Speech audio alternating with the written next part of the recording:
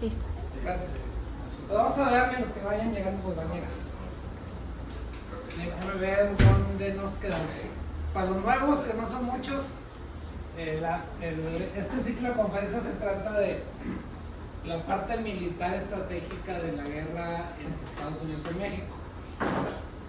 Vamos a hablar un poquito de cuestiones políticas, no un poquito, pero sí la cuestión de las personalidades que estuvieron aquí de ambos bandos y cómo interactuaron y las cosas buenas que hicieron, que no fueron muchas, ¿verdad?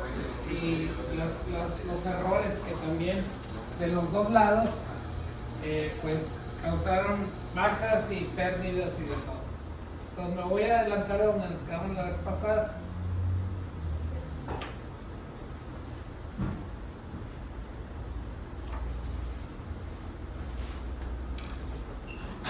Ya platicamos de la pólvora, de los cañones, de los carritos, de las prácticas de cada quien, de la técnica militar que usaron cada quien. Vimos qué teníamos de inventario de armas de ambos lados y ya nos quedamos aquí en las batallas. Entonces, rápidamente, cada batalla podía ser una plática completa. A lo mejor en el futuro lo podemos hacer. Vamos a repasar rápido donde nos quedamos. Cada uno de los renglones es una de las batallas, vimos todas las batallas, inclusive las menos conocidas que ocurrieron en el noroeste del país. Ya tenemos aquí un inventario, una nómina de participantes del lado mexicano. Estamos trabajando del lado americano, pero está mucho más fácil, porque eran las mismas unidades. Y aquí, del lado izquierdo van a ver siempre, este es el equilibrio de fuerzas, de gente de cada uno de los dos bandos. Los verdes son los mexicanos, los azules son los americanos. Y las bajas. Bajas significan muertos, heridos y prisioneros. Desaparecidos, dispersos y ya no los volvemos a ver. Y ya no los contamos. Entonces la vez pasada, nomás recopilando rápido, aquí vamos a platicar qué pasó en cada una. Como te digo, puede ser una plática completa de varias horas de cada una de las batallas. Entonces, recapitulando donde nos quedamos la vez pasada, en las batallas del delta del río Bravo, en la Resaca y Palo Alto, la que decidió la batalla, estar más o menos en equilibrio en términos de recursos. De hecho, hasta los mexicanos eran más. Pero fíjate las bajas, pasaron 5 veces. Y en la segunda parte, que fue la Resaca, el siguiente día, pues también como 4 veces. Y aquí vamos a hablar, pero vamos a hablar de los detalles. A lo mejor un día podemos venir y cada batalla va a hablar de detalles, tenemos todos los mapas y todos de los dos lados. Aquí quien ganó estos combates fue la artillería, ya lo vimos la vez pasada. Los americanos ya traían el concepto de la artillería volante y los cañones de combate más ligeros del 11. Entonces eso nos ayudó a poder maniobrar en el combate según se iba moviendo la batalla, cosa que los mexicanos, con la mayoría de los cañones eran de hierro, y donde los plantaban ahí se quedaban. Ya no había manera de moverlos. Eran bancos fáciles de la artillería de los americanos. Entonces quien ganó estas dos batallas fue la artillería. Y en términos de estrategia, sí hay una diferencia de la doctrina militar de ambos bandos. En el caso de los americanos, los críticos que hicieron ganar prácticamente todas las batallas es los oficiales de mediano rango, capitanes, tenientes, ese nivel. Y esos tenían la doctrina, muchos de ellos eran de West Point o del equivalente de sur, que era de Virginia. Y ellos les enseñaban la capacidad de liderazgo y de movilidad para seguir lo que ocurría en la batalla. O sea, no estaban educados para ser rígidos. Donde veas la lumbre, ahí le soplas. Y de repente se tomaba pues, por acá. Ellos no querían mucho en la caballería americana era muy pequeñita. Pero el énfasis de ellos era la artillería. Ahí sí eran muy superiores. Y había bastante rato que habían dejado la doctrina napoleónica. Que napoleónica es decir, bueno, aquí me pones el cañoncito y allá está el enemigo y tú le tiras. o ya se me movieron, pues va a estar medio difícil moverlo porque son de hierro, pero bueno, lo que puedes hacer, lo vas a tener que hacer a brazo de gente, no de animales. Ellos no, como vimos la vez pasada, pues estaban preparados para mover rápidamente los cañones. Y una de las estrategias divertidas, porque está muy alejada ya de lo napoleónico, que es, tú estás allá, yo estoy acá, son dos batallas de frente, y nos damos en la torre uno al otro a ver quién pierde más. Básicamente eso era de lo que se trataba. Aquí no, el oficial principal de artillería en estas dos batallas se llama Ringgold. Él era capitán nada más, no era oficial superior, pero son los que estaban en los camotazos. Entonces él, el primero que se le ocurrió, viendo a los mexicanos así, pues toda la línea napoleónica clásica, es mover los cañones para, en lugar de tirarles, digamos que a 90 grados al frente, ponerlos en paralelo con las líneas de los mexicanos. Entonces es una especie de chuza de boliche. Ya te imaginarás la mortandad. Aquí los tengo, lo más largo, mira, aquí están. De tiro y bolas, son varias líneas de infantería.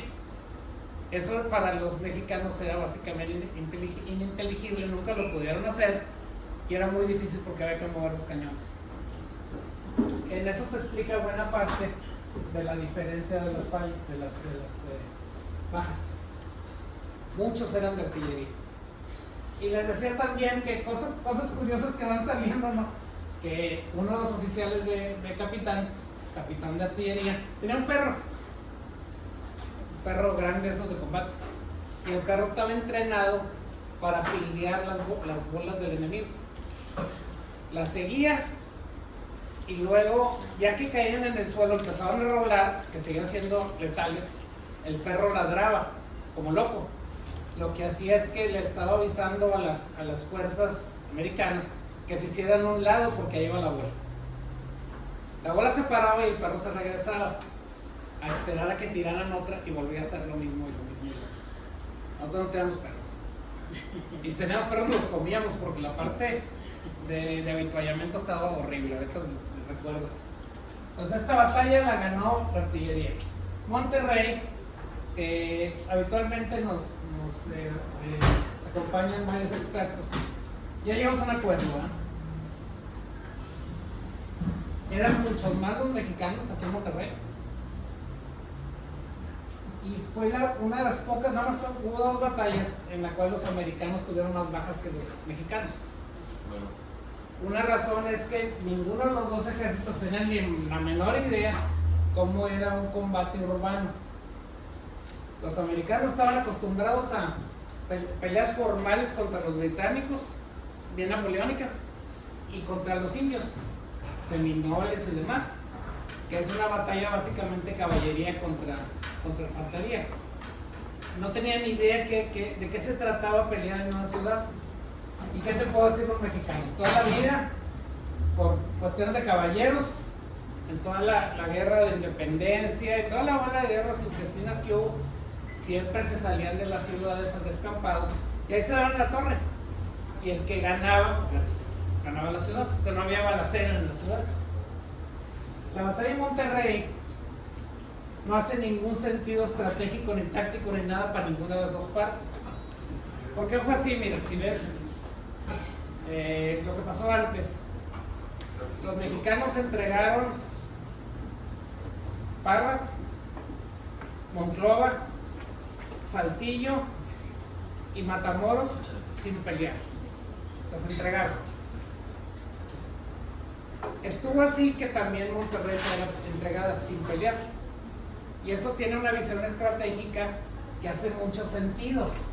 Si tienen chance de visitar esa parte de Saltillo, donde está la carretera Zacatecas, y luego Buenavista, Rinconada, todo eso que va hacia San Luis y Zacatecas, no hacía ningún sentido ni pelear ni en Monterrey ni en Zacatecas. La estrategia del mexicano debió haber sido: vete para allá, sácalos a descampado, más al sur de Saltillo, y ahí te los agarras en terreno abierto con la caballería, que era el fuerte de los mexicanos. Los mismos americanos les tenían mucho miedo a la caballería, y eran muchos, y los americanos no tenían ni idea cómo pelear contra un lancero. Ahí es donde están muy diferentes las doctrinas militares. El arma preferida del mexicano es la lanza. Es una lanza salvaje de 3 metros, que acaba con todo. Y la carga también de un caballo de buen tamaño, con un soldado de buen tamaño. Entonces una fuerza de choque, es lo que se llama la caballería pesada. Mucha gente en las guerras napoleónicas pensaba que es una manera de pelear y obsoleta.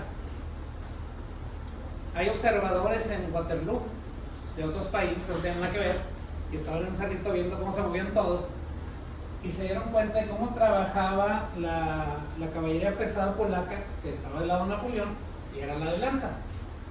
Lo que hacían es, ves el enemigo, ya sea alguno que traiga caballería, o bien caballería contra infantería. Te vas arriba de él, retroceder contra los cañones, y con la lanza, unos caballos bestiales, gente muy alta. Tú te los echas. Entonces tú les suenas y los avientas como si fueran bolos de boliche, y detrás de ellos venían la caballería ligera, que es la del sable. Es un caballo mucho más pequeño, y se pelea con el sable y la pistola, pero las pistolas eran nomás de solo tiro. Si la tiraste bien, si no, sácate el sable y síguele. Entonces lo que hacían es tumbar a la gente de los caballos, y que los acabaran los que venían detrás con la caballería ligera. Entonces no era tan obsoleta, y los observadores estaban maravillados de cómo acababan con todo, ¿verdad? Barrían con todo, e inclusive se les iban encima los cañones, y con la lanza acababan también con los servidores de los cañones. Luego llegaban otros atrás, los volteaban y empezaban a tirarles también a sus propios cañones. Es una cosa que pasó en estas batallas aquí en México. Quien agarraba un cañón, lo volteaba y comenzaba a tirarle al otro, porque normalmente acababa con todos los servidores del enemigo, o huían, volteaban el cañón y alrededor estaba todo lo que necesitas para tirarle, cosa que hacían de inmediato. Entonces aquí en Monterrey, ¿qué es lo que sucedió? Es una batalla totalmente inédita para los dos. Ninguno de los dos tenía idea de cómo se peleaba ahí, y en términos estratégicos no se ha sentido. De hecho, pues perdimos Monterrey y no pasó absolutamente nada, más que la destrucción y la muerte. Entonces, quien ganó la batalla de Monterrey es quien supo mover la artillería más fácil, en un ambiente urbano. Bueno, no fácil no, pero menos difícil, en un ambiente urbano. Entonces yo les platicaba la táctica que decidía el oficial de artillería, el capitán, el teniente, a nivel piso. Nadie le enseñó y nadie le dijo que hiciera eso. Taylor, que era el oficial de mayor rango, dice, no, pues tú échatelo, ni me preguntes. Y si no vuelves, pues es que no te fue bien, tan fácil, ¿verdad? Entonces lo que hacían aquí en el primer cuadro de la ciudad es acomodar los cañones en las bocacalles y amarrarlos con sogas de los dos extremos de las esquinas. Entonces tronaban el cañón, tiraban, el de la derecha lo movía hacia así para abrigarse con la esquina, y ahí lo volvían a cargar y todo, y hacían todo. Ya cuando estaba, le hacían una señal de la izquierda, y de la izquierda la jalaba. El cañón regresaba a la bocacalle, y en ese momento, que eran nomás ni un minuto, corrían todos los servidores, lo apuntaban y disparaban y se volvían a abrigar. Luego, ya que tronaba, los dos lados de la soga se amarraban para absorber el golpe del cañón, que no se fuera tan lejos, pues. Y luego lo volvían a acomodar y lo volvían a hacer una y otra vez.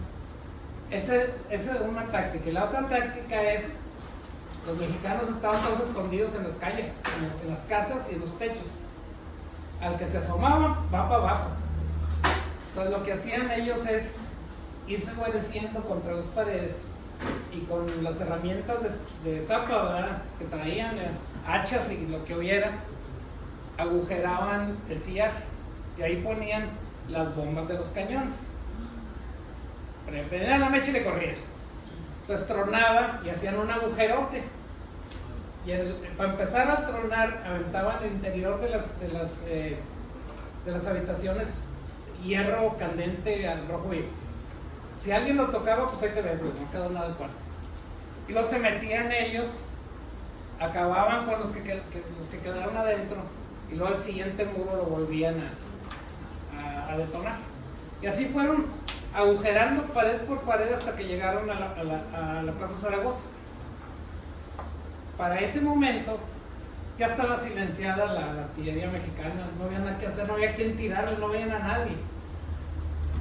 Lograron ellos mover un arma, nada más un arma que traían. A veces las batallas se deciden con un arma, o como van a ver en otras batallas, con un individuo.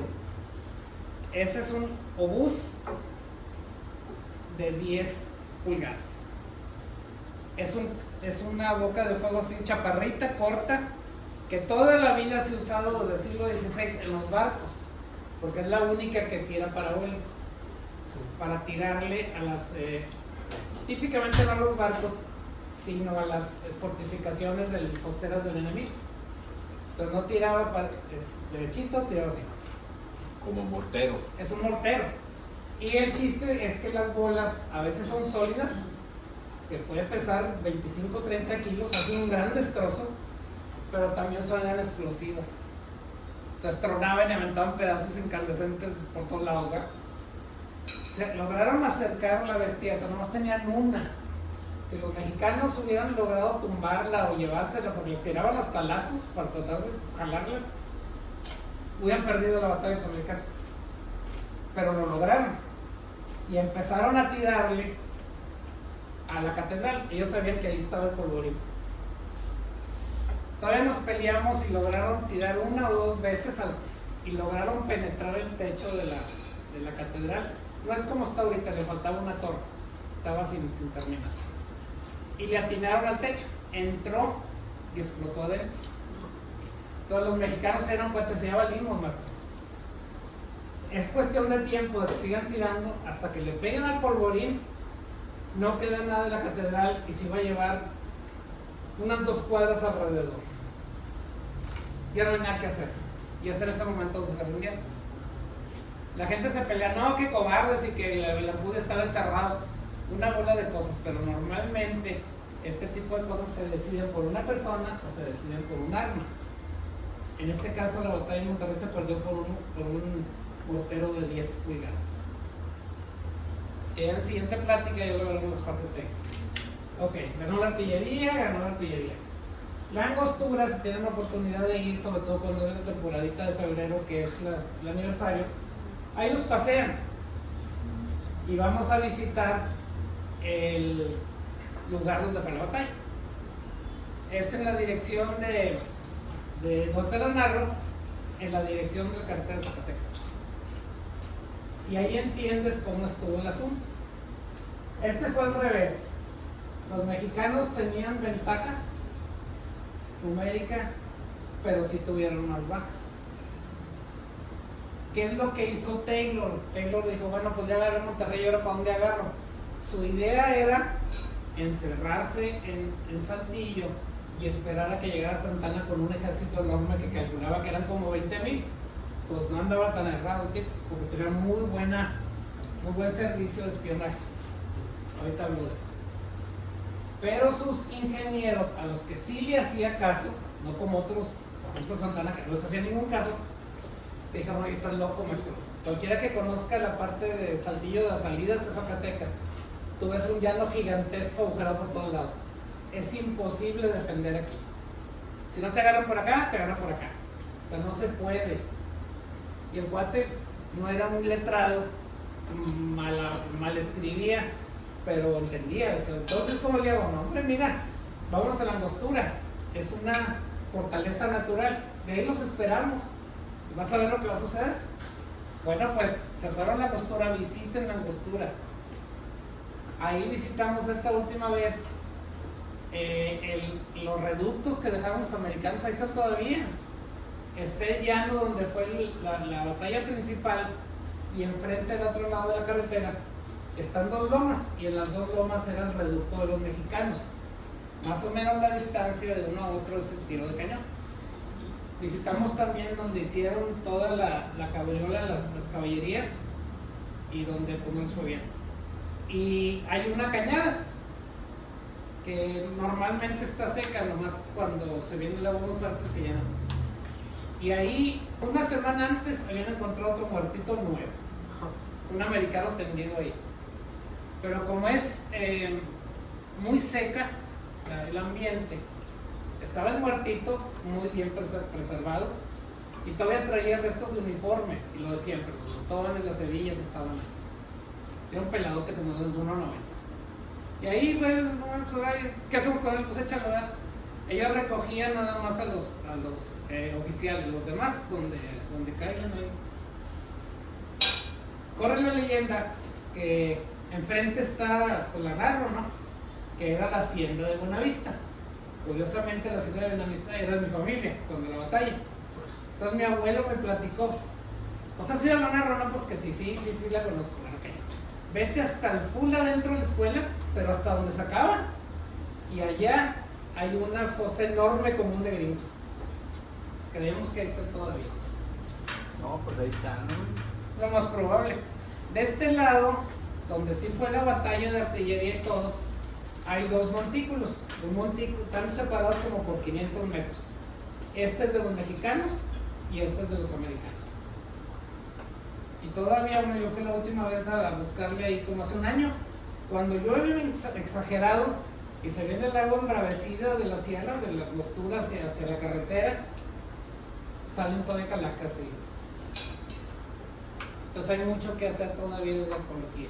¿Ahí en la angostura no han ido por permisos o...?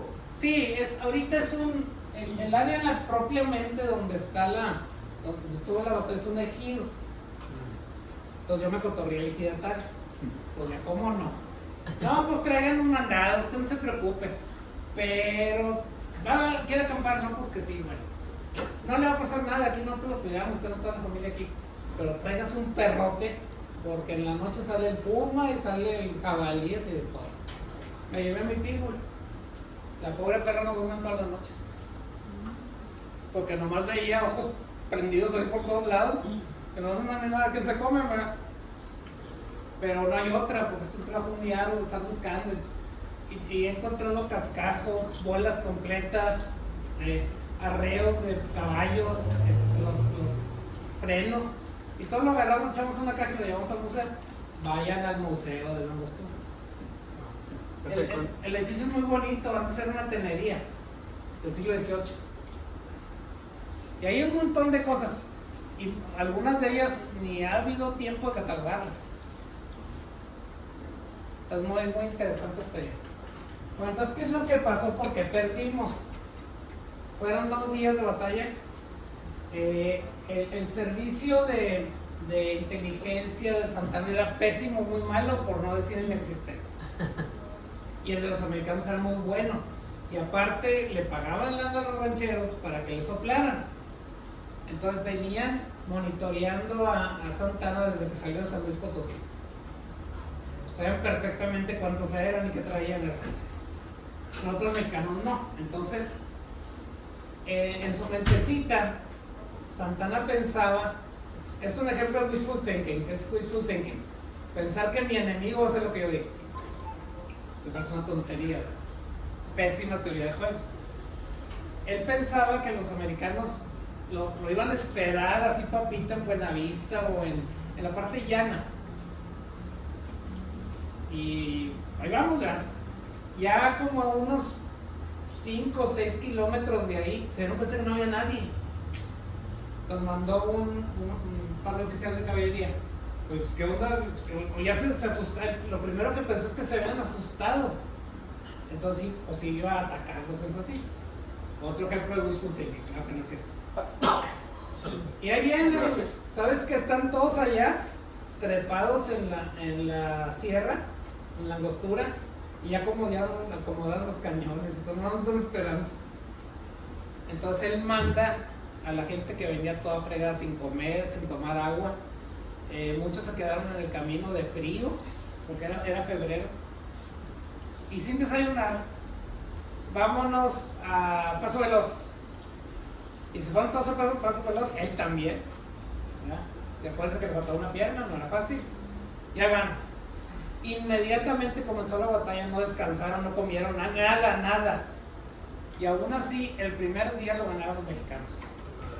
Y asustaron a los gringos. De hecho, en la noche del primer día, Taylor agarró su caballo que se llama Whitey. Es un caballo blanco, chaparrito español. No era un caballo americano. Y se lanzó a Saltillo para ordenar que prepararan las defensas. Él dijo, ya nos cargó, ya nos llevaron. Y se regresó. El siguiente día la batalla fue muy dura para ambas partes. Grandes pérdidas, los mexicanos lograron desmontar artillería, echar para atrás a los voluntarios, hicieron muchas cosas muy buenas sin comer, sin dormir, ya sabes. Llegó un momento, más o menos como a mediodía, donde su oficial de confianza le dijo a Taylor, oiga, don Taylor, pues nomás con la novedad de que ¿sabe usted que ya perdimos la batalla? Y Taylor le dice, sí lo sé, pero mientras no lo sepan los soldados, nosotros ya fregamos. Y dijo, pues ya es desesperada, o sea, nos van a arrollar, son un chorro. Entonces lo que dijo es, a ver, tráeme a los oficiales de artillería para acá. Ahí había un cuate que se apellidaba May, como Brian May, el guitarrista de Queen. Yo creo que son parientes. Era un cuate bien folclórico que traía el pelo hasta como por acá, con su kepi y el pelo hasta acá. Y andaba en el caballo y le volaba, era como leyenda, pero un muchacho de 27, 28 años. Era el equivalente de Ringo. Ringo se quedó aquí y murió en combate. Este era el equivalente y era compañero de él. Le dijo, ¿sabes qué? Está la cosa bien fea. Y le dijo, ¿sabes qué? Los dos cañones de 6 de bronce que se llaman los Bulldogs, los mexicanos nos los quitaron, los voltearon y le acaban de dar en toda la torre a los de Tennessee, los echaron para atrás y mataron un montón. Del ejército del Poco. Entonces le pregunta al oficial, ¿qué está tirando usted? Y el oficial le dice, grape es ahorita lo vamos a ver, los detalles son unas bolas de fierro soldadas como un racimo que tronaban y hacían que el cañón se convirtiera en una escopeta gigante. Los balines son como de este vuelo y salen al rojo vivo. Al que lo agarren, lo hacen pedazos. Entonces, cuando estamos tirando grape, ok. Single double. Es decir, en cada carga estás tirando un cartucho o dos. No, pues nomás uno. Make a double and give them hell. Eso estaba al límite del cañón, se la estaba jugando porque la probabilidad de que el cañón tronara, se desbaratara por la presión, era mucha. Dice, pues sí, pero pues ya perdimos, no creo que tienes que ganar. Give them double. Todos los cañones empezaron a tirar grape double y acabaron con los mexicanos, y los que la libraron se tiraron al suelo, tiraron las armas y dejaron de cargar. Ya no la vamos a hacer. Santana se dio cuenta de eso. Mira, están más allá del límite humano, ya del aguante, están sin dormir, sin comer, sin agua. Ya ganamos la vez pasada, pero ya no lo vamos a hacer. Entonces los hizo que cayó la noche, siguieron combatiendo y tirando, y se regresaron a donde tenían algo que parece campamento, porque no tenían ni dónde meterse, y los americanos desde las alturas veían pues, la lumbre donde estaban haciendo las tortillas, ¿verdad? Traían un montón de soldaderos, y al siguiente día en la mañana pues ya los gringos estaban nomás esperando que acabaran con ellos. Entonces, va a amanecer y nos van a arrollar, hasta aquí llegamos. Vamos a ver cuántos logramos salvarlos y llegar hasta Saltillo. Para la sorpresa de ellos, se levanta el día y ya no hay nadie. Los mexicanos toda la noche se retiraron y se fueron hacia Rinconada, que es el área llana. Entonces lo que estaba haciendo Santana es recrear la estrategia de Mejía, lo que había pensado Mejía en Monterrey. ¿Para qué peleó en Monterrey? ¿Para qué peleó en Saltillo? Mejor me retiro, me los traigo hacia el desierto y ahí me los acabo. Lo más probable es que hubiera ganado. Pero los americanos quedaron muy diezmados, muchas bajas. Su artillería quedó muy diezmada. Varios de los cañones tronaron por estar tirando break doble y tampoco se tragaron el anzuelo.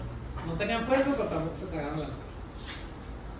Entonces ya cuando vio que no venían, dije, bueno, vamos para atrás.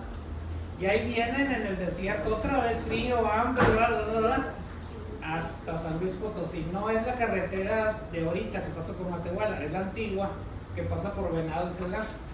Es la cosa más espantosa que te puedes imaginar. Un día pasé por ahí.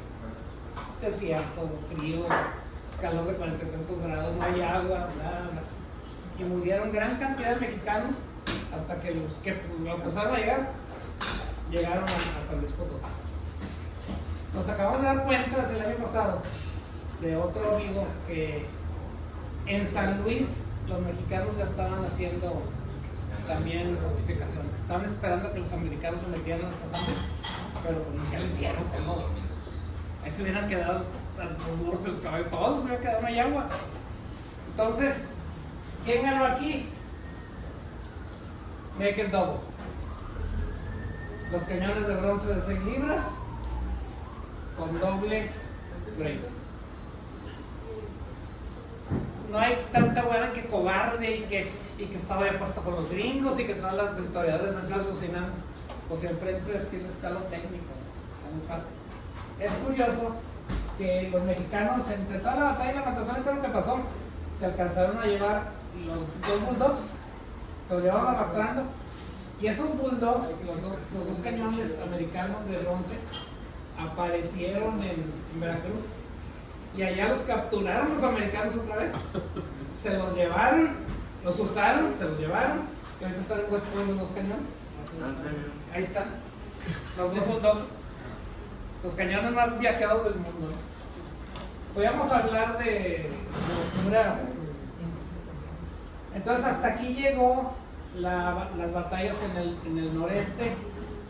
El mismo gobierno de Estados Unidos, Polk, le dijo a Taylor que ya no avanzara. De hecho, le habían prohibido salir de Saltillo.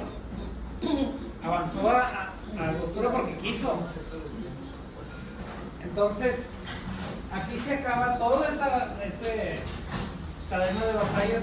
Los americanos ganan todo, pero la realidad es que no eran decisivas. O sea, ni ganaron ellos, ni los mexicanos se rindieron. Entonces, pues ya el gobierno en Washington dijo, ¿sabes qué? Ya párate. Y le quitaron a Taylor algo así como 65% de sus tropas, y las volvieron a mandar a Matamoros para que se subieran a los barcos. Matamoros, Tampico, Tuxpan, y luego aparecieron en la batalla de Veracruz, que ahorita les platico cómo estuvo. Entonces ahí se acabó. Entonces, tantos muertos, tanta destrucción, absolutamente para nada. Los otras guerras, pero aquí en particular. Lo único que ganaron los gringos, ¿qué fue? Pues convencieron a los mexicanos de que les declararan la guerra. No llaman como hacer que se declararan la guerra.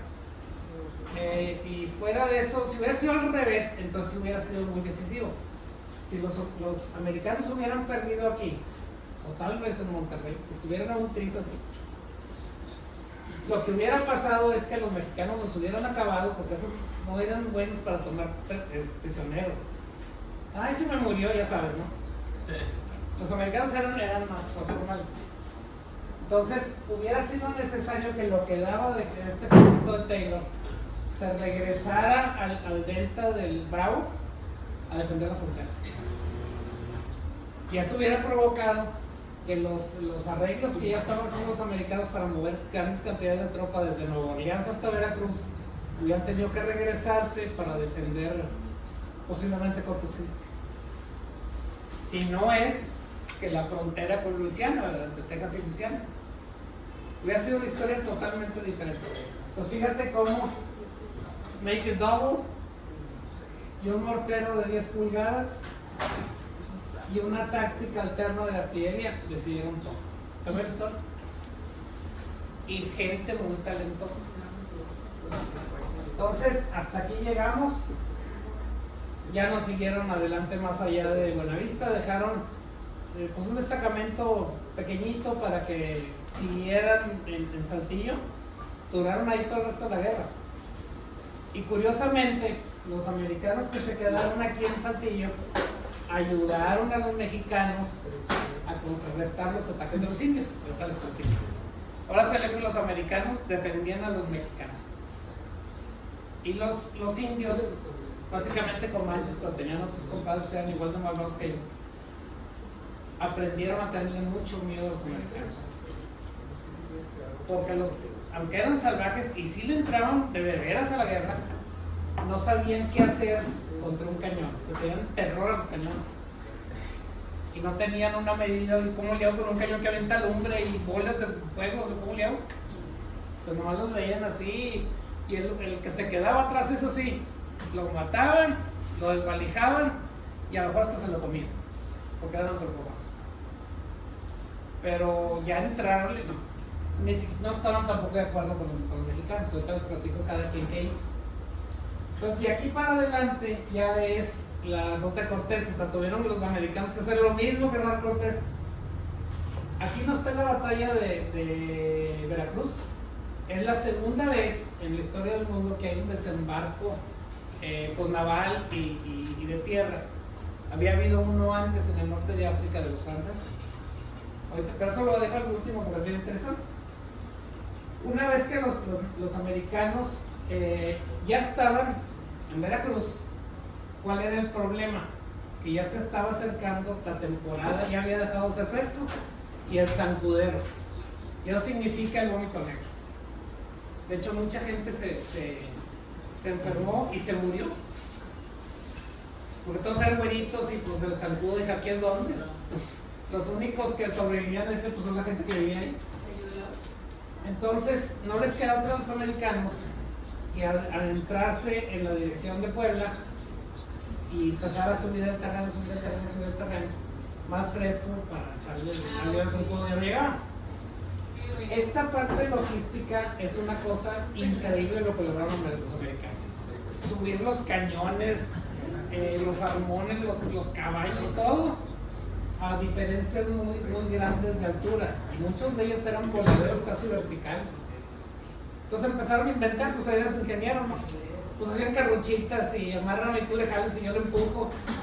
Las tropas subían con escaleras, las laderas, mientras otros los cuidaban, los civilianos mexicanos. Esta batalla, Cerro Gordo, visiten, está igualito que en aquella época, y hay todavía muchos vestigios tirados por ahí. Fue la única decisiva en la ruta Cortés. Estaban más o menos en balance, eran dos ejércitos bastante grandes. De aquí en adelante los mexicanos perdieron todo y todas las batallas estaban numéricamente en gran desventaja. Fíjate las pérdidas de los mexicanos.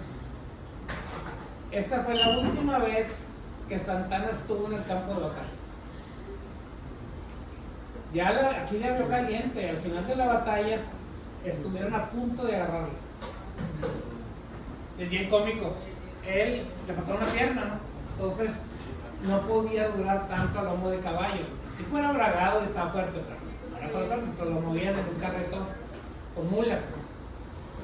Al final de la batalla fue la confusión y la retirada y la bola ni se supo. No quedó, se atoraron con la gente que iba huyendo y no quedó otra más que cortarle las riendas a una de las mulas y subieron a Santana en la mula y se fue corriendo hacia Ciudad de México, y detrás de él nadie lo escoltó más que una persona, que era Valentín Canalizo. Ese cuate era general y es el único regio neoleonés que ha sido presidente de la República. Valentín Canalizo, pésimo militar, para variar. Duró bien poquito, pero sí fue presidente. Pues aquí está quien peleó. Eso es muy interesante batalla porque ahí donde ves la chiquitencia estratégica y táctica de Santana. Un día vayan a Cerro Gordo, está igualito que estaba en aquella época. Entonces ves una pared casi vertical de pura piedra. Y los mexicanos, como llegaron primero, ya estaban ahí arriba. Son dos cerros. Este se llama el Cerro del Telégrafo, porque es de los primeros que hubo telégrafo. Y este es el Cerro de la Atalaya. Este estaba fortificado. Cuando los americanos llegaron, ya estaban los cañones, todo estaba preparado. Y Su Alteza Serenísimo pensaba en su pensamiento divino que no tenía caso hacer lo mismo con el otro cerro, porque era virtualmente imposible franquearlo y moverse alrededor de él. Eso es lo que él pensaba. Entonces no estaba fortificado el otro no. Entonces llegaron los gringos y dijeron, oye, esto no va a ser Pinole. Entonces el general Scott, ya no estaba Taylor ya no volvió. Scott le preguntó a su persona de confianza qué sucedió. Dios nos ayudó, que era un excelente explorador. ¿Se acuerdan cómo se llamaba el coche de Diogo Casa? El carro anaranjado, que era un Gran Torino. Se llamaba el General Lee. Bueno, en esta época Scott tenía al capitán Robert E. Lee. Es el mismo tipo, Más joven. mucho más joven, y era capitán, nada más. Pero su especialidad era dos cosas. Una es la artillería. Él fue responsable de acomodar la artillería en la toma de Veracruz. Ahorita voy a eso. Imagínate cañones de 69 libras, navales, unas bestias. Las bajaron de los barcos y los acomodaron en la playa y le empezaron a tirar a San Juan de Ulúa y el pueblo. Lo hicieron pedazos. Ahorita llego a eso. Él fue el encargado de hacer esa maniobra. Y la otra especialidad del muchachito es que era un excelente explorador y no le tenía miedo a nada. Entonces Scott, viendo a los mexicanos, dije, esto se me hace que hasta aquí llegamos, no tener que regresar. No. Dame un día y yo me voy solo con mi caballo y yo te digo si se puede o no. Se acercó al telégrafo y dijo, esto es imposible. Son montones de mexicanos y están armados hasta los dientes. Déjame ver por el otro lado, y le sacó la vuelta al otro cerro. Y le fue buscando, tuvo que dejar el caballo, se tuvo que ir a pie, porque pues el caballo no podía caminar. Y se encontró un camino de cabras que le daba toda la vuelta al cerro y luego terminaba en un camino real detrás de los dos cerros. Ay, papacito, de aquí soy. Ahí durmió 48 horas sin dormir. Y ya hizo traía su cuadernito nalguero aquí, ¿no? Hizo sus cuentas, bueno, por aquí, el norte está para allá, y ya hizo su croquis, que todavía existe, el croquis. Entonces la idea es, me traigo a un piquete pequeño de zapadores americanos, y esto si lo hacemos de este ancho, nomás que se pueda mover el cañón. Y aunque sea los infantes y un caballo nomás, y a lo mejor 3 o 4 de infantería, regresa y le platicas con mi, aquí está la onda, por aquí nos agarramos. Y él come poquito y liderea a los zapadores, y otra vez de regreso. Mientras eso pasaba y los otros ya estaban escarbando y hacía grande el caminito de cabras, los mexicanos ni cuenta se dieron de todo eso. Ni idea de lo que estaba pasando. Y acabaron de hacer la labor de zapa y lograron abrir el camino hasta que topó con el camino real, que era bastante grande, su camino de carretas. Y regresan otra vez y Lee lidera al ejército, les sirve como guía. El tipo tenía una semana sin dormir o cabeceando en el caballo. Así eran de bragados los tipos en aquella época. ¿Cómo sería la relación entre Scott y él? Que cuando los dos terminaron en la guerra civil años después, Scott ya muy viejo, le propone a Lee que sea el general en jefe de todo el ejército de la Unión. Órale, tú. Pues sí, nomás que yo soy de Virginia, no puedo hacer eso. Y terminó de general en jefe de los confederados y y les dio mucha guerra a los humanistas. Los humanistas casi llegaron, estaban viéndose el Capitolio. Y ahí ya los echaron para atrás y empezaron a pelear. Entonces, una sola persona hizo todo eso. Si no hubieran visto un mexicano y se lo truena, hasta ahí llegaron los gringos. No había plan B, no había nada. Pues hicieron todo el camino y se empiezan a sacar los gringos. Los mexicanos ni en cuenta, se dieron cuenta de nada. Pero uno de los americanos, un general, se llama Pillow, ese también quería ser presidente, ya sabes. Entonces rompió el silencio y se adelantó en el camino. Para ser el primero yo, ¿verdad? ¿Cómo va? Y lo alcanzaron a ver los mexicanos y empezaron a correr, a tratar de cubrir el cerro, pero ya demasiado tarde. Ya para ese momento, la artillería de los americanos ya había subido hasta el cerro. Y los empezaron a tirar y desmontaron todos los cañones del telégrafo. Cuando los mexicanos se asomaron, vieron todos los azules así, todos dando la vuelta. Cunde el pánico, avientan las armas y empiezan a correr, porque ya los habían franqueado y estaban a punto de ya acercarlos.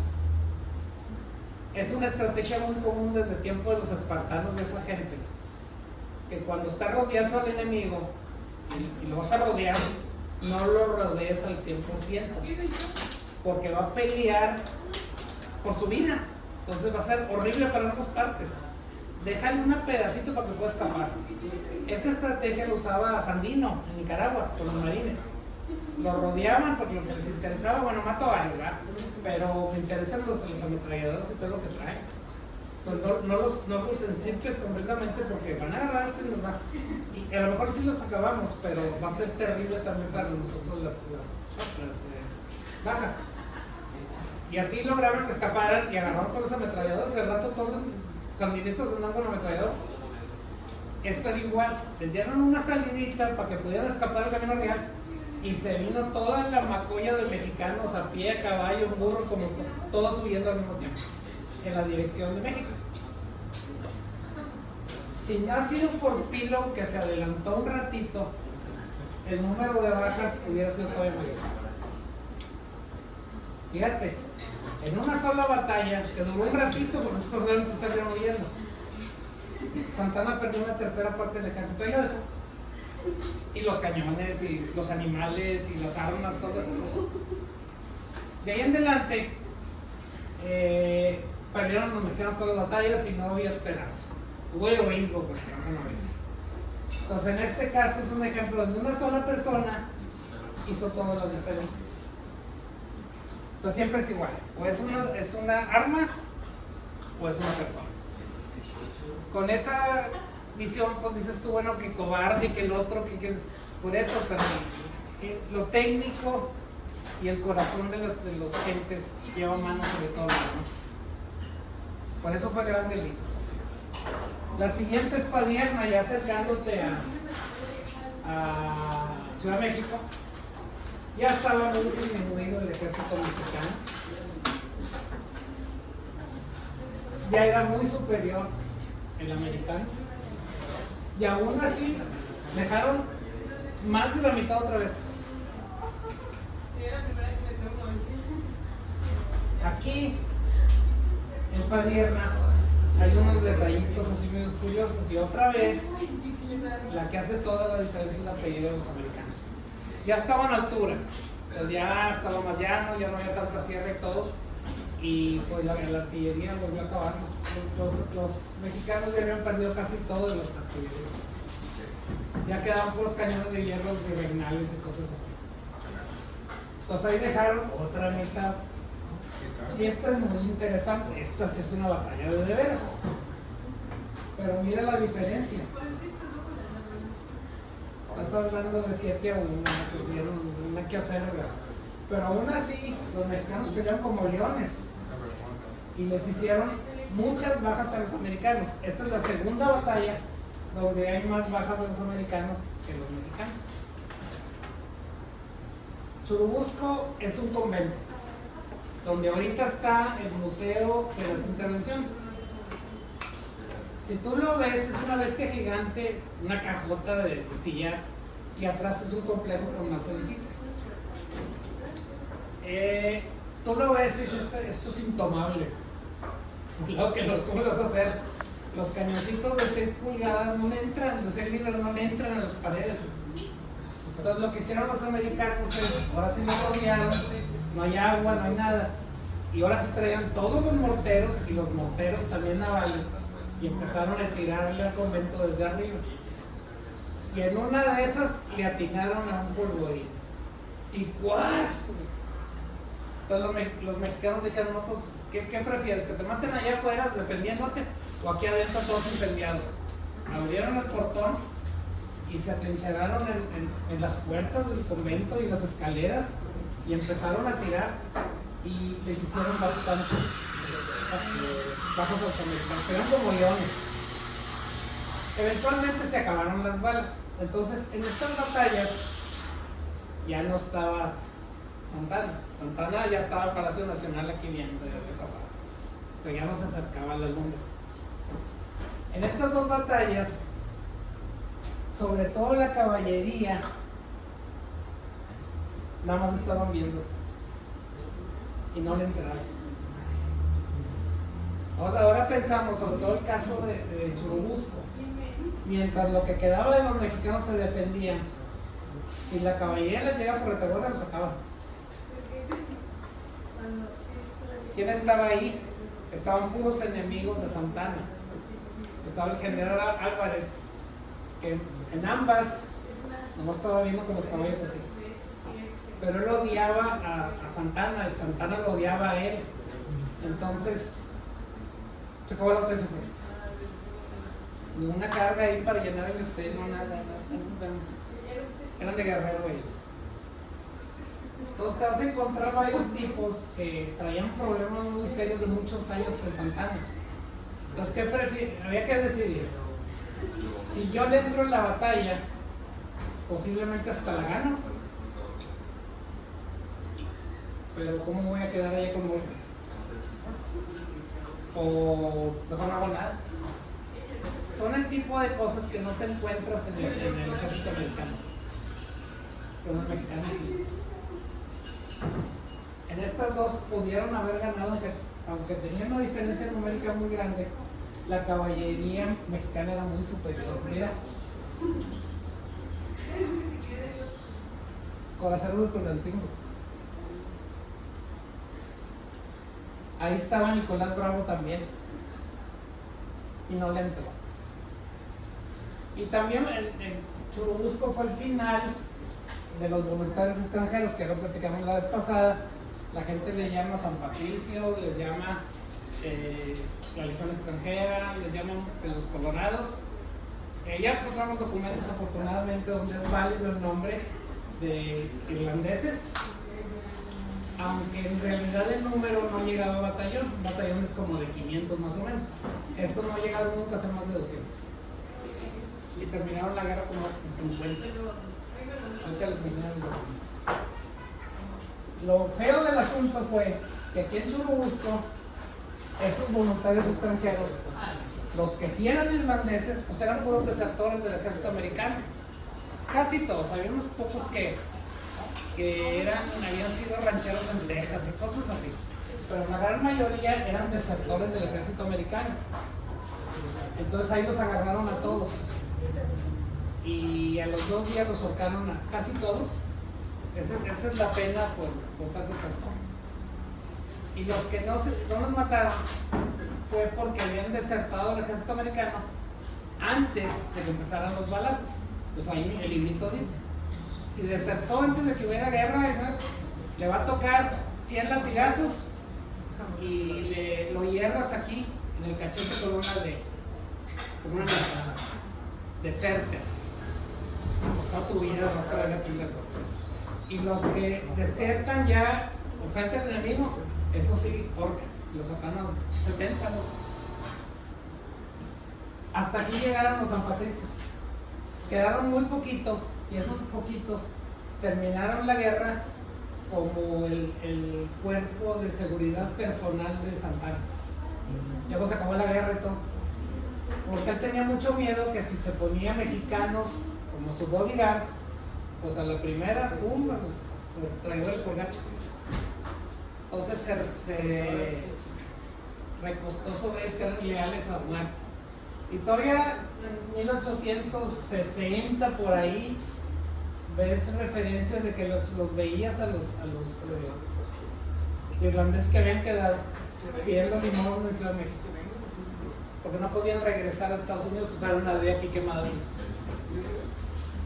Fue una historia muy triste. Y seguramente hay gente toda que pues, es descendiente de esos Después, bueno, ya lo perdimos, ¿no? Molino del Rey es una batalla que nunca debió haber sucedido. Porque esto proviene de un chisme. Uno de los espías, pues un cuerpo de espías mexicanos que tenían los americanos, se llamaba Mexican Spy Company. Parece de risa, así se llamaba, así lo ves en las referencias americanas.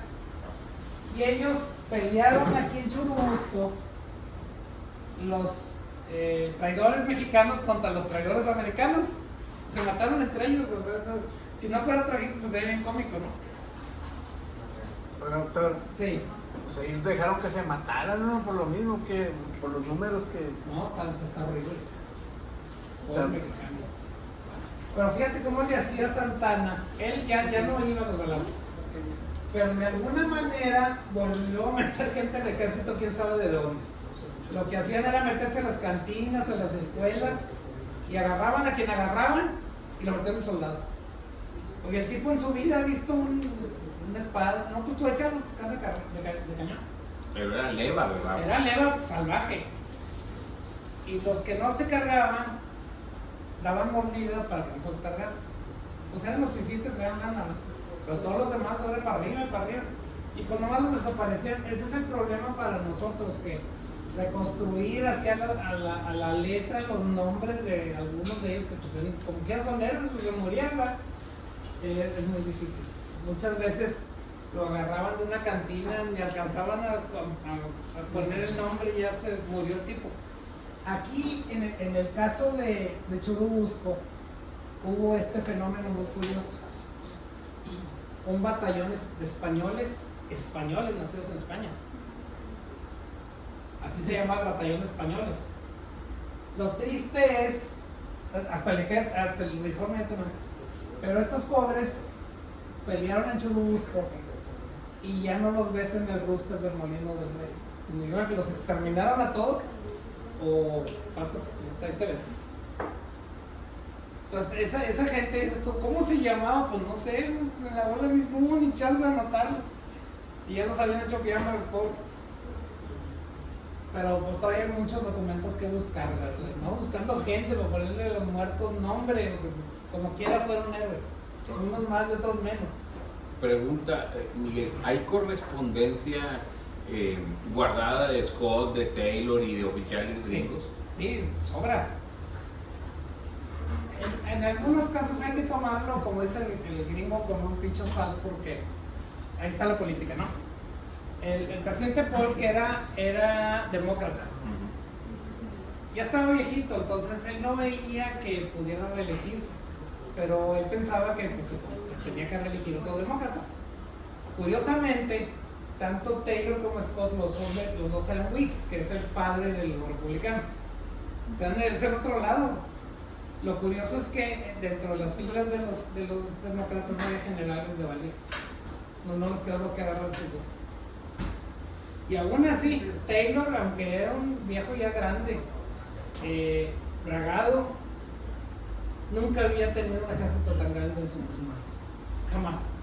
Él tenía ejércitos de 4 o 5 batallones y era para matar indios. Eso es lo que él hacía. O sea, ¿cómo pudo administrarlo? Pues muy fácil. Te recuestas en tus oficiales, cosa que Santana no sabía, no tenía idea cómo hacerlo. Porque decía, bueno, pues es que fulanito de tal, si gana la batalla, entonces al rato va a querer ser presidente, a lo mejor no va a matar a mí. O sea, así pensaba. O el país, no, ¿cuál país? Era el santanista número 1, era Santana. ¿Traidor? No.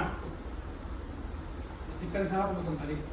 ¿Cobarde? Jamás, Le volaron una pierna a los franceses, le dieron los pasteles. Y hasta Padierna ya andaba después de esa separación. Fíjate, y observación en lo cultural sigue pasando en las empresas. Las transnacionales capacitan mucho a los mandos medios y a Sí. los líderes. Son los de la guerra. Sí, son los que capacitan mucho porque saben bien la interacción entre la dirección y la operación. Y aquí seguimos en las nacionales, salvo contadas excepciones, que no desarrollamos líderes. Está muy curioso. Ya desde la raíz, esto lo vimos la vez pasada. A ver, ¿quién es el mandón en la estructura militar mexicana? Es un cabo con una vara. Dentro de su uniforme lleva una vara. Entonces, los abajo de él, el cabo, a varazos. ¿Quién es el mandón acá? Es el sargento. Como en las películas, ¿no? Es muy gacho, pues sí. Pero disciplina y pasa también lo técnico. Este no, este es el mandón. Haz de cuenta que, de hecho, Santana te los presta así, que el viejo tan loco. A los soldados, como les decía, pollitos. ¿Qué significa? Pues un carne. Despreciables. Se murieron 10, se murieron 100, no es lo mismo. Un caso que ya lo vimos hace 2 veces, es el Álamo. Sí ganaron, y sí exterminaron a todos los que estaban ahí adentro. Pero las bajas mexicanas son dreadful, o sea, horrible. Pero no importaba, no se murieron, pues échale más, traigo muchos, ¿verdad? Sí, sí es una todavía, sigo pensando así. Pero les decía que esta no debió de haber sido. El Spy Company le lavó el cráneo a Scott y le dijo, como no sabe español el tipo, que molino significaba un molino de pólvora. Y que esos edificios adentro tenían molino de pólvora y era una fábrica de cañones. Entonces que era muy importante que lo tomaran. Otra vez es una cajota gigante, el Molino del Rey, con muros de 2 metros. Fue muy difícil y murieron muchos americanos. Se murieron más americanos que mexicanos. Porque era muy difícil tomarlo. Pues ¿cómo lo tomas si no le entran los cañonazos? Y al final, pues lo tomaron porque se les acabó el parque otra vez. Y ahí está el cuento divertido en estas 3 batallas. Si un día van al museo de las intervenciones, que es Churubusco, fíjense en las escaleras para entrar. Ahí está el portón del museo. Fíjate en las escaleras. Tienen círculos engravados. ¿Qué es esto? Eran los mexicanos tratando de retacarle parque de Baker a un Abraham Bess. Se les tronaron. A golpes para tratar de meterlo, porque pues con el retacador no caben, son de calibres diferentes. Y es donde el general ahí, ¿dónde está el parque? Le decía al americano. Si hubiera parque, no estarías aquí, no te hubieras acabado con todo. Pero que no tenemos parques. Y lo que estaba adentro, pues explotó en la Santa Bárbara. Entonces, Molino no debió de haber sido, las pérdidas fueron espantosas para los 2 lados.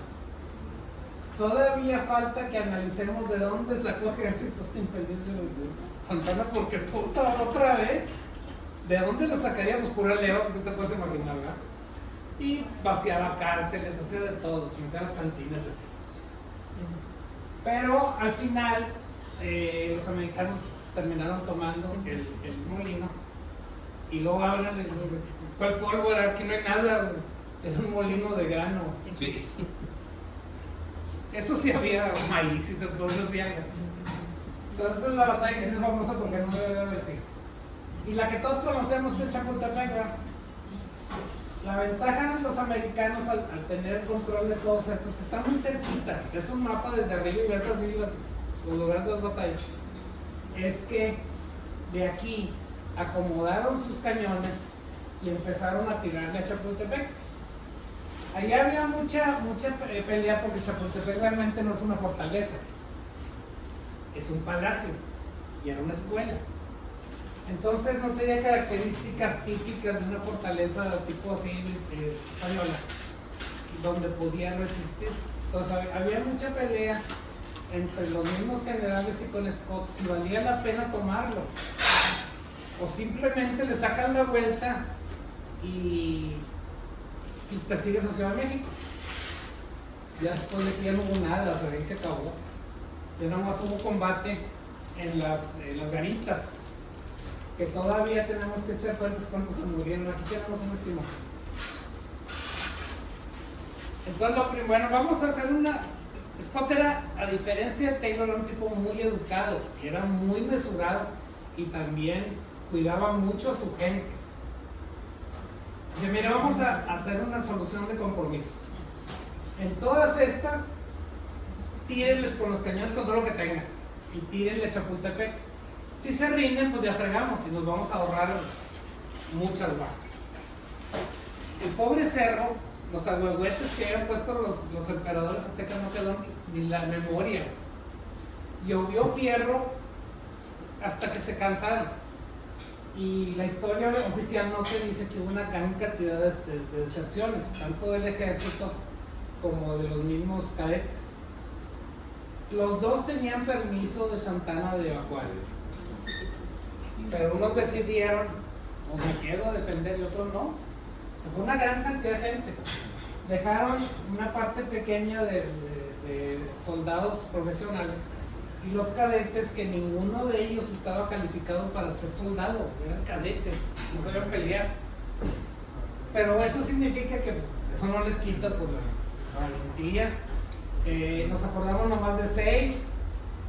Los documentos de los 6 muertitos, tenemos evidencia de que realmente estuvieron ahí y tiraron nada más 3. Los otros 3, pues quién sabe. Tenemos sus perfiles, los 6 tipos existían, pero hay evidencia de que estuvieron tirándose de alguna manera, defendiéndonos. Y muchas de las referencias son de los mismos gringos, que les daba lástima matarlo. Es un niño, 14 años, 15 años. Pero si tiraba acá, va a tirar para allá. Entonces no les quita la valentía de ninguna manera. Ni a sus oficiales, que también se quedaron. Muchos de ellos no murieron, pero la historia te habla de los mandos muertitos, gran cantidad de heridos. Y uno de los heridos era Miramón, el que después se haría famoso en el imperio. Ah, sí, pero ese no era cobarde, porque luego se puso del lado acá de los conservadores. Miramón él se distinguió por valiente. Estaba chavillo. Sí, pero ese no. Y la cuestión esta es si es cierto que el muchacho se aventó desde arriba. Pues ya lo empezamos a documentar. No hay documentos que digan que nadie se aventó desde arriba con las banderas, ni de los americanos tampoco. Pero sí apareció una bandera toda balaceada y toda ensangrentada, que eso estuvo mucho tiempo en West Point, y luego allá por los tiempos de Truman, cuando se cumplieron 100 años de la guerra, lo regresaron a México y sí está toda balaceada de todo. ¿Y dónde está esa bandera? Está hecha en la sala de banderas. Ah, pero no tenía absolutamente nada que ver. Ya pues, oye, a ver, ¿a quién balacearon con una bandera? Era Xicoténcatl, que él era el comandante del San Blas, y él recibió algo así como unos 12 disparos. O sea, obviamente pues se murió, ¿verdad? Pues balines de este tamaño. Pero cuando recibió los balazos estaba envuelta la bandera, la arrancó del asta y se envolvió en ella, y ahí es donde lo balacearon. Entonces no hay evidencia de que era una práctica muy común esa, ¿eh? Ya cuando ves que no lo vas a hacer, muchos oficiales durante toda la guerra agarraban su bandera y se la ponían en la cintura, o se la echaban a las bolsas, o como fuera, para evitar en lo posible que la capturaran, porque iban a mancillar al lado del bote. Fuera de eso, pues si fueron pues valientes, y sí se murieron. De poco tiempo después, ya cuando se acabó la guerra y todo, pasan a los 100 años, 1947, viene a México Truman, que andaba de presidente, y quiso hacer las paces con el que estaba el presidente, que quién sería, ahorita me acuerdo. Miguel Alemán o No, Ávila Camacho. antes, 47. ¿No es Ávila Camacho? Eso fue el tocó en 42 cuando estaba la guerra. Ya se había acabado la guerra. Ahorita vemos quién era. Entonces lo pusieron a que diera un discurso al tipo, ¿verdad? De que era el aniversario de la toma de Chapultepec. Y al tipo se le ocurrió, al Truman, se le ocurrió decir. Miguel Alemán Valdés, perdón. Sí, era Miguel Alemán.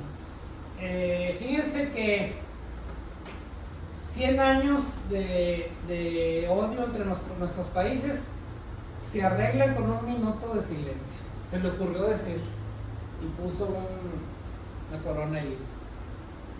Se lo comieron, hubo líos, horrible. Quisieron prenderle fuego a la embajada, cosas así que se avientan los mexicanos. Entonces, cuando la cosa se puso realmente caliente, pasó como una semana, y el presidente sale con esa jalada, pero jalada. Fíjate, fuimos a escarbar en la falda del cerro y nos encontramos 6 muertos, todos juntitos, que salió que eran los niños héroes. Pues creo que no, ¿verdad?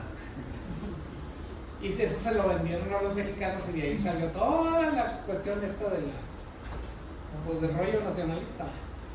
Los muertos ahí están, no sabemos ni quién es, no sabemos, se lo fueron aztecas, vete a saber qué onda, pero se lo vendieron a los mexicanos. Entonces, está la parte de la leyenda, pero al otro lado pues son valientes y ahí se murieron, no hay duda. Y otros heridos y eso no les quita su trabajo, ¿verdad? Nadie se acuerda de los soldados que sí se murieron, ¿verdad? Que eran un montón. Entonces, pues ya se perdió, aquí se acabó todo. Hubo, digamos que guerra durante estos 2 días. Para acabar de rematar, era el día del 15 de septiembre. Sí tenemos una nómina razonable. Echaron los mexicanos todo al asador. Muchos de estos, pues se llamaban batallón de un piquete, 5 tipos que habían quedado, ¿verdad? Está uno divertidísimo que es el de comercio. Era un batallón que había subrogado el comercio de la Ciudad de México, que todos eran españoles y ingleses de todo. Pues se agarraron incautos y los uniformaron. No quedó nada de esos tipos, pero sí tenemos el uniforme, después de mucho batallar. El Mejía que está ahí es el que estuvo aquí en Monterrey. Ajá, sí, es el mismo Mejía. Ese es una buena comentario porque en Churubusco vino a morir todo el ejército del norte. Ya no quedó nadie. Y los que sí quedaron pues andaban sueltos en notas. Pues el mismo Mejía. Por ahí anda también el batallón de heridos de guerra, que era gente que le faltaba una pierna, un brazo, y los echaron también. Que venían de otras guerras, échalo. Todavía no sabemos exactamente estas cifras, sí sabemos las azules. Ya el ejército americano era enorme ya para la época, ¿no? Sí tuvieron sus bajas, pero estas bajas son de esa época, pero también el resto de ese año, y hubo una parte de otros hasta que se retiraron. Muchos de ellos se murieron de enfermedades así tropicales y hubo muchos asesinatos. Lo que hacían las chavas de la noche en México era, los atraían, los metían a las cantinas, los emborrachaban a los gringos, y luego en lugar de llevarlos a cuartito, los llevaban al oscurito y ahí estaba uno con un puñal y sacas. Mataron a muchos americanos.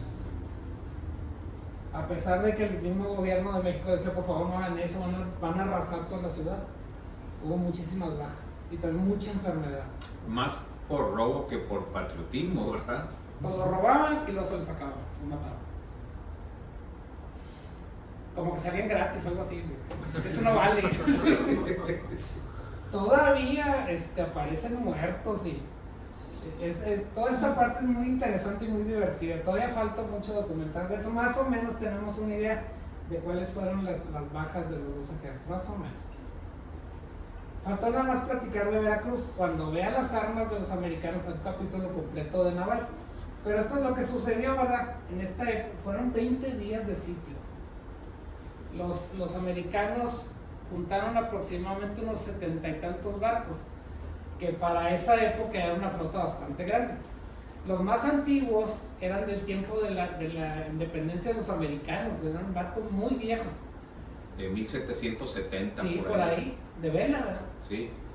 Es muy interesante también por la tecnología. Entonces tenías barcos de vela, barcos de vapor, de paleta, todavía no inventaban la flecha con la hélice, y había barcos mixtos que traían ambas cosas. Como jalaban esos es que en campo traviesa o en ruta, pues navegaban con las velas. Ya cuando se acercaban donde sí iba a haber combate, por ejemplo si había otros barcos o había que tirarle a una fortaleza, replegaban las velas y se movían con el vapor. Eso significaba que podían hacer todo tipo de maniobras con su propia potencia y no dependían del viento. Eso fue una revolución. Tipo como los del Mississippi que usaban de Eran de notas. paletas laterales. No, todavía no había flechas ni hélice. Todavía no lo inventaban. Pero daban una ventaja competitiva muy importante en las batallas. Esta no fue la primera vez. Tiempo atrás, en los Dardanelos, hubo una guerra de los de siempre, ¿no? Y se empezaron a pelear los turcos contra los europeos. Los europeos traían vapor y mixto, y los pobres turcos no traían nada. Entonces los acabaron, porque se podían acercar con la potencia del vapor y tirarles a cero distancia o abordarlos, mientras que los turcos todavía tenían que esperar a que se acomodara el viento para poder moverse. Los acabaron. Entonces, cuando veamos la parte ya de las armas, sí les platico los detalles, pero nada más así para que te des una idea. Las bajas. Los mexicanos por ahí andan, otros dicen que hasta como 1000, y más o menos la mitad eran civiles. La historia es que Scott era un caballero, era un soldado de veras, y le dijo al alcalde de Veracruz: mira maestro, voy a acabar con todo. Mi interés es acabar con Ulúa porque era muy importante y estaba lleno de cañones, de armas y parque. Pero si te pones loco, lo voy a empezar a tirar a la ciudad. Era el puerto más importante de México. Le comunica a Scott: sí, cómo no, deme 2 días y saco toda la población civil. Ok, le dio los 2 días y no lo sacó. Entonces mataron gente para placer, hospitales, iglesias, escuelas, todo lo arrasaron. Pues murió mucha gente, imagínate los cañones de 60 y tantas libras. Y de hambre, ¿no? Y enfermedades y todo. El ejército mexicano era muy pequeñito.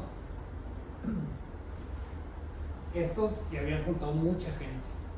Y habían marines y mucha gente diferente. Aquí sí ves una variedad, del lado militar, una variedad de armas muy interesante que se va a mostrar la siguiente vez. No sé cómo lo hicieron los americanos, tenían muchos recursos para poder desmontar aquellos cañones salvajes navales y acomodarlos en la playa y encurañarlos. Es decir, imagínate la patada de una bestia de 70 y tantas libras. No sé cómo lo hicieron, pero tenían la tecnología, el conocimiento.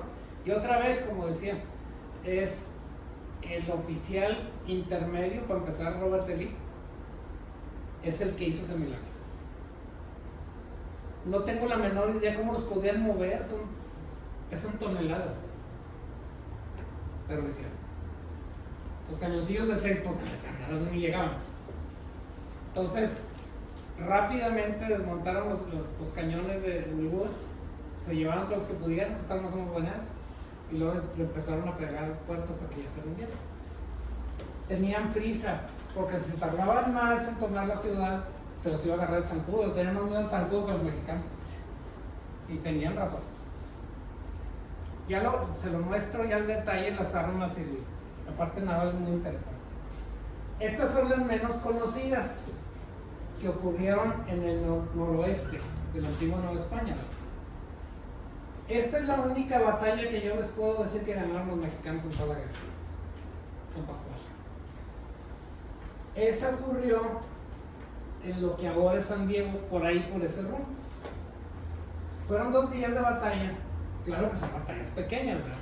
Estos eran, es una batalla interesante porque todos los mexicanos eran milicias de caballería. No había ni un solo soldado federal ahí, no había.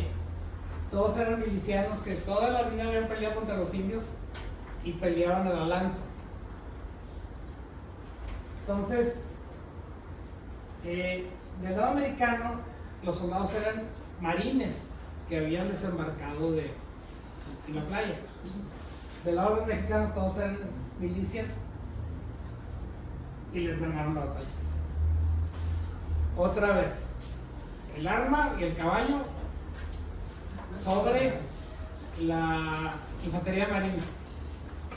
Pero la diferencia es que los americanos nada más traían un cañoncito chiquito y era de 1 libra. Con un cañón, en lo que tú cargas y descargas, ya vino el caballo con todo y lance y te hizo pinole, que es lo que pasó.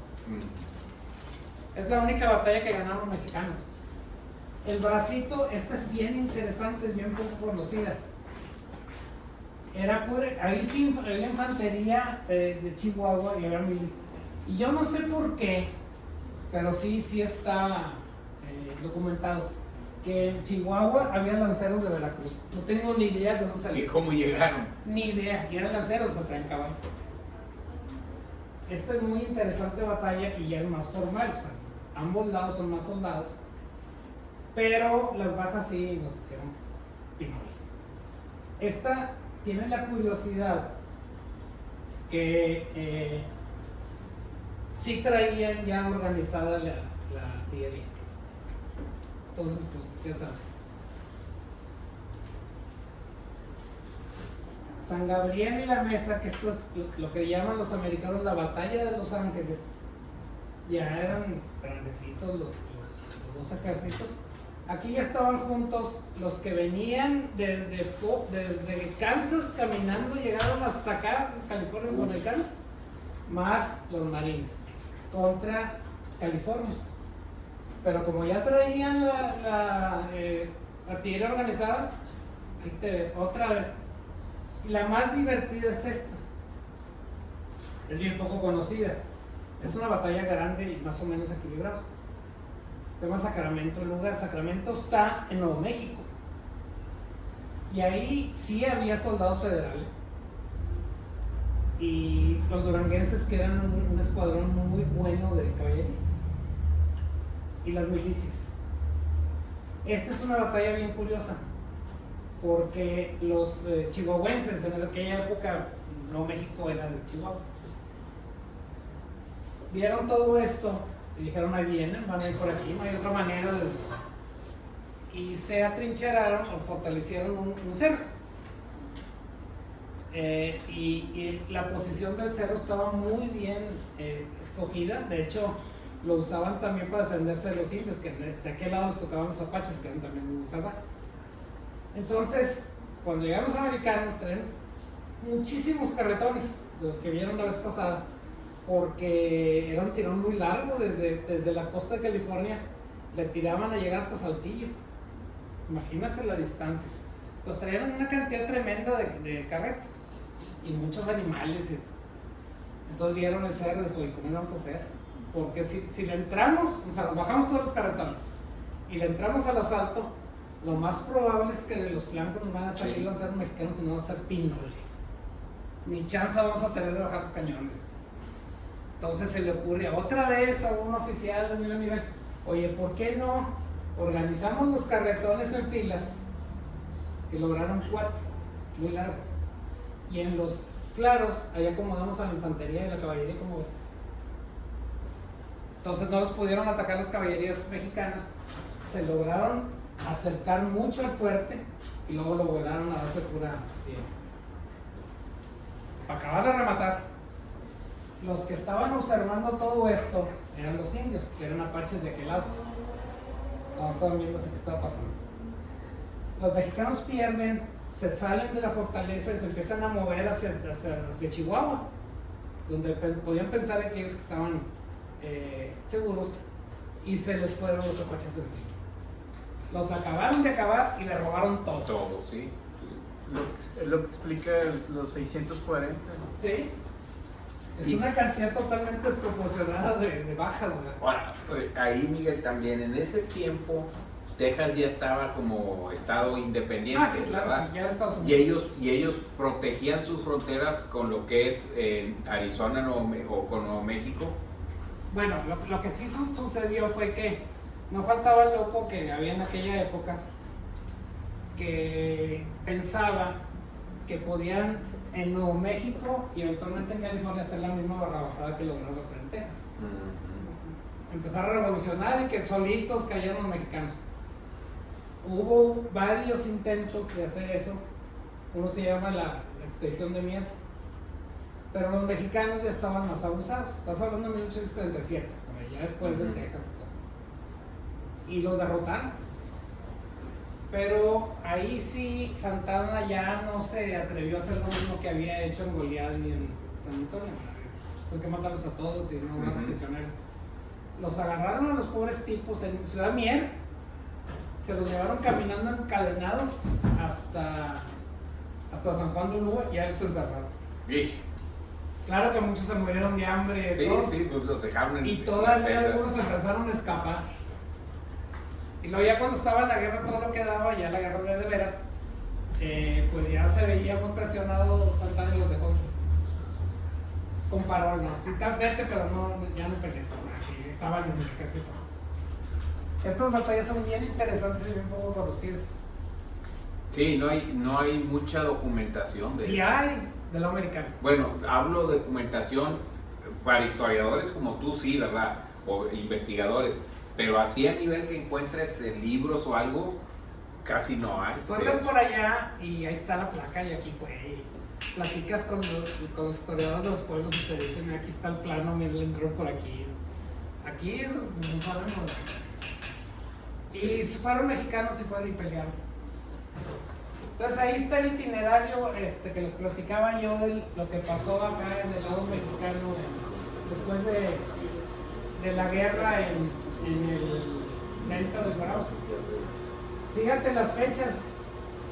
La batalla se acabó, fue 8 y 9 de mayo, y llegaron a Cadereyta, pasó todo junio y casi todo julio.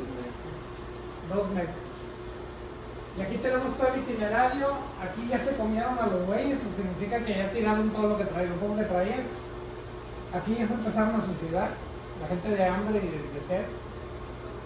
Y no los auxiliaron en la vaquería, ya del lado Nolones, hasta el 25 de mayo. Y tuvieron otro auxilio el día 27.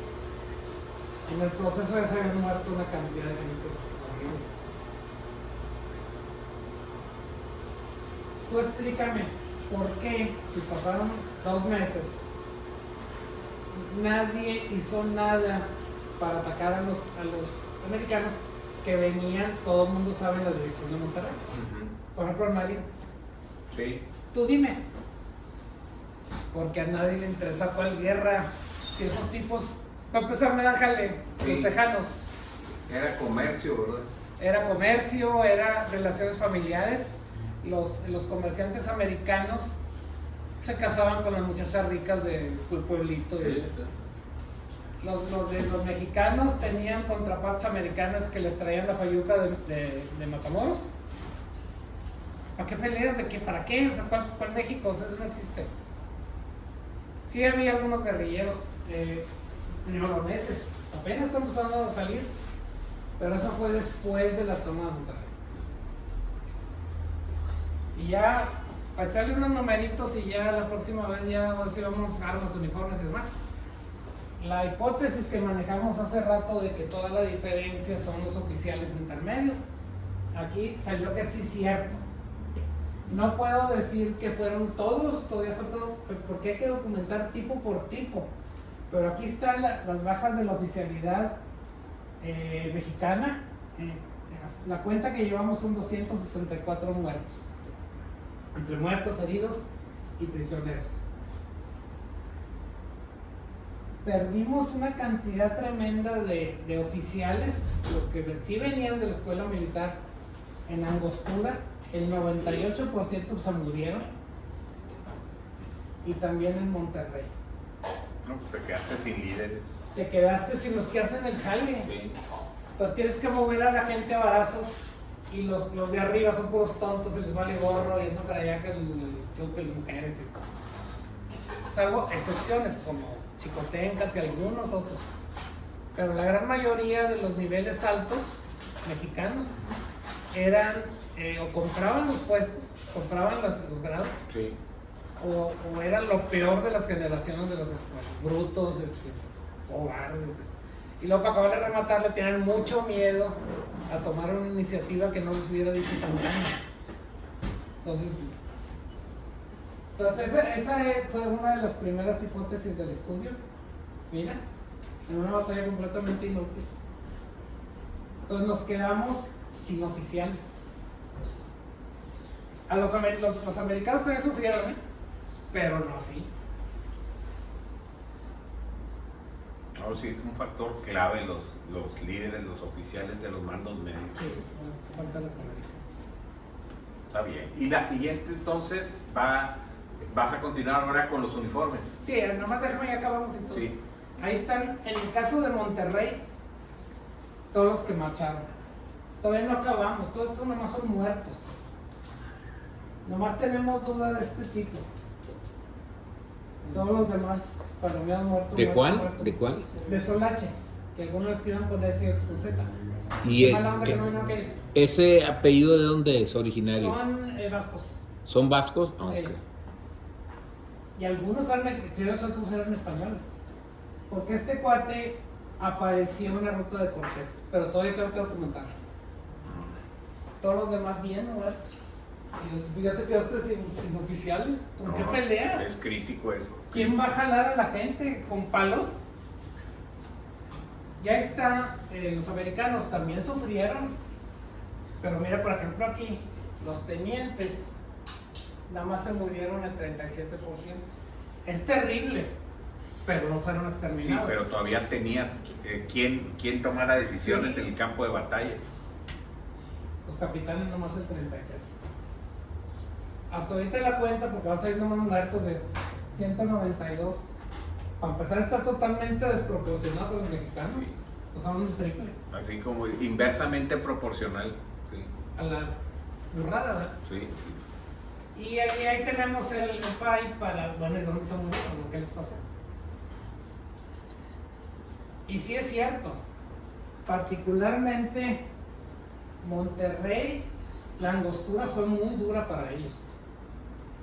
Se murieron la mitad de los oficiales, de las bajas. Pero la libraron de todos modos. Pero la porque- libraron una buena cantidad. Esto no es muy relevante porque muchos eran borrachos y los mataron ahí en los centros de vicio. O sea, ¿con qué se murió? Era otro tipo de servicio. Una cosa que sí le echaron mucho a Scott como tomador de decisiones, Molino del Rey fue horrible. Y como que te metiste en una batalla que ni existía. Tú podías haberme paseado a Molino y no me ha pasado nada. Sí. Bueno, entonces ya echamos toda la cuenta. Entonces de aquí en adelante, ahora sí, de aquí comenzamos con el ejército mexicano. Más o menos así se ve el asunto. Todos los uniformes y todas las armas.